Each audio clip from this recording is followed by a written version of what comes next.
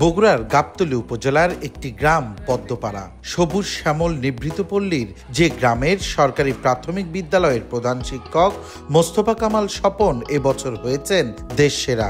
গত 10ই মে শ্রেষ্ঠ প্রধান শিক্ষক হিসেবে তার হাতে জাতীয় প্রাথমিক শিক্ষা পদক তুলে দেন শিক্ষা উপদেষ্টা অধ্যাপক ডক্টর চৌধুরী রফিকুল আবরার।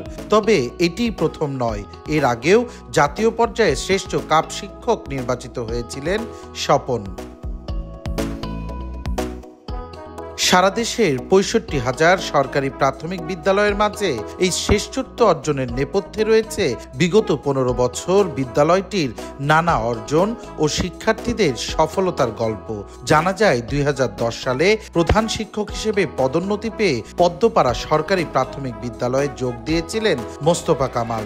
এরপর থেকেই লেখাপড়ার পাশাপাশি শিক্ষার্থীদের নিয়মিত খেলাধুলা, সাংস্কৃতিক চর্চা এবং ভালো কাজ করার জন্য উদ্বুদ্ধ করেন তিনি। প্রাথমিক শিক্ষার উন্নয়নে দুর্বল শিক্ষার্থীদের আলাদা পাঠদান, অভিভাবকদের উদ্বুদ্ধ করতে মা সমাবেশ, শিক্ষার্থী ও তাদের অভিভাবকদের সাথে নিয়ে প্রতি শুক্রবার একসাথে জুম্মার নামাজ আদায় সহ সহকর্মীদের সাথে নিয়ে বাড়ি বাড়ি পরিদর্শনেও যান স্বপন, যা জানালেন বিদ্যালয়ের কোমলমতি শিক্ষার্থী ও তাদের অভিভাবকেরা। আমি খুব গর্বিত যে আমাদের প্রধান শিক্ষক পুরো বাংলাদেশের ভিতর শ্রেষ্ঠ হয়েছেন। তিনি সব সময় চেষ্টা করেন আমরা যেন ভালো মানুষ হিসেবে গড়তে পারি। পড়ালেখার পাশাপাশি খেলাধুলা, গল্প, নাচ গান এবং পড়ার দিকেও সে খুব আন্তরিক। সে চাই যে আমরা বড় হয়ে অনেক কিছু করতে পারি। সে আমাদেরকে অনেক ভালোবাসে। সে আগের চাইতে অনেক কিছু উন্নত করছে। আগে এই একতলা ভবন ছিল, এখন তার আন্ডারে এই 2তলা ভবন শুদ্ধ হয়ে গেছে। ছাত্রদের সাথে সে যথেষ্ট পরিমাণ ভালো ব্যবহার করে, তারপরে শিক্ষা দিছে। আরও মাস্টারদের সাথেও ভালো ব্যবহার করে।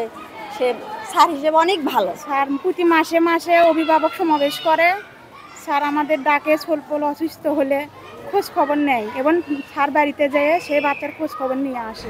সরকারি প্রাথমিক বিদ্যালয় হলেও প্রধান শিক্ষক স্বপন পদ্মের মতোই সুদর্শন করে রেখেছেন প্রতিষ্ঠানটিকে। স্থানীয়দের সহযোগিতায় একটি শহীদ মিনার নির্মাণের পাশাপাশি জলাবদ্ধতা রোধে মাটিও ভরাট করা হয়েছে বিদ্যালয়ের মাঠে, যেখানে মুক্ত মনে খেলাধুলার পাশাপাশি স্কাউটিং প্রশিক্ষণও নেন কোমলমতি শিক্ষার্থীরা। এছাড়াও সাংবাদিক আতিকুর রহমান রুমন এই বিদ্যালয়ে স্থাপন করেছেন একটি আধুনিক পাঠাগার, যা আগলে রেখে শিক্ষার্থীদের মাঝে জ্ঞানের আলো ছড়িয়ে দিচ্ছেন শিক্ষার্থীদের প্রিয় স্বপন স্যার।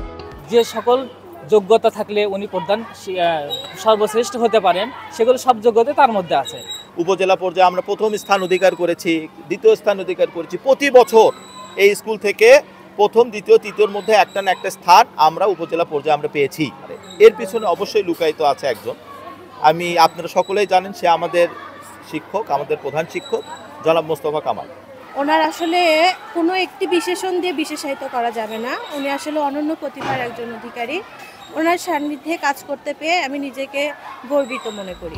আশ্চর্যজনক হলেও সত্যি, নিভৃত পল্লীর এই আধুনিক বিদ্যালয়ে বিগত 5 বছরে কোন শ্রেণীতে শিক্ষার্থীদের অকৃতকার্য হওয়ার ঘটনা ঘটেনি। স্বপনের যোগদানের পর বিগত 15 বছরে এখানকার 63 জন শিক্ষার্থী অর্জন করেছেন শাপলা কাপ অ্যাওয়ার্ড, আর প্রাথমিক সমাপনী পরীক্ষায় বৃত্তি লাভ করেছেন প্রায় 53 জন।